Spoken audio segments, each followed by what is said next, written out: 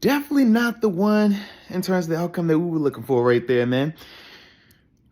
Obviously, Bills took that L, man, to the Bengals divisional round. Season officially done. And, man, it's one of those games, man, where I just thought that for the Bengals, man, they played their game, man, and salute those guys, man, because, down the stretch this season, man, they've been playing a really physical brand of ball, running the ball extremely well. They've been protecting the ball, not turning over like they were doing earlier in the season. And on defense, man, they were just continuing to be fundamentally sound, not giving up big plays, tackling the catch, and ultimately continuing to get pressure on the quarterback.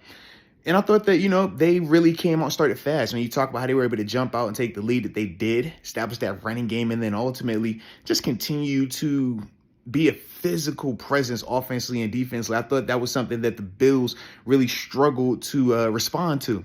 Then when you talk about Buffalo, man, I just thought that they kind of, sleptwalk into that first quarter. I know it was a lot of emotion. Obviously, DeMar being at the stadium, man, the divisional round, hosting it, the snow, everything. But I thought they kind of came out flat. And sometimes that can happen, man, when you're really emotionally involved and you got a lot that you're playing for, you're wanting to do, whether it's for the city, DeMar, the history of it and things like that. I just thought that they kind of made them come out a little bit flat, man. And then from there, man, it was just playing catch up. And I thought that Cincinnati did a good job, number one, staying committed to the running game. That was something that obviously Leslie Frazier, the DC, he's playing that game with him, man. He likes staying that too high shell and pick your poison, right? Most of the time, you can stay in that nickel front, and Edmonds and Milano, they hold it down, man. But Cincinnati, they did a good job of staying committed to running that ball regardless of the personnel groupings. And I thought that really put the Bills defense in a bind. And then from there, Joe was able to make some plays, man, with his arm, man, obviously extending some plays. And then shout out to Jamar Chase, T. Higgins and company, man. I thought they did what they were supposed to do as well. But, that's the nature of the postseason. It's a single elimination tournament, right?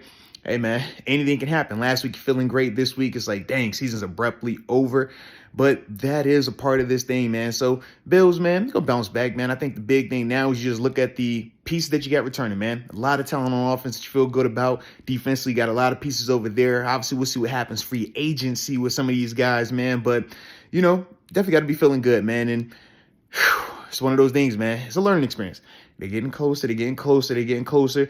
Understanding the big moments, responding to big moments. I thought last week they learned how to win an ugly game in the postseason. I thought this week the lesson was you can't sleepwalk in the beginning of these games, man. Postseason, every quarter matters. Every second matters, man.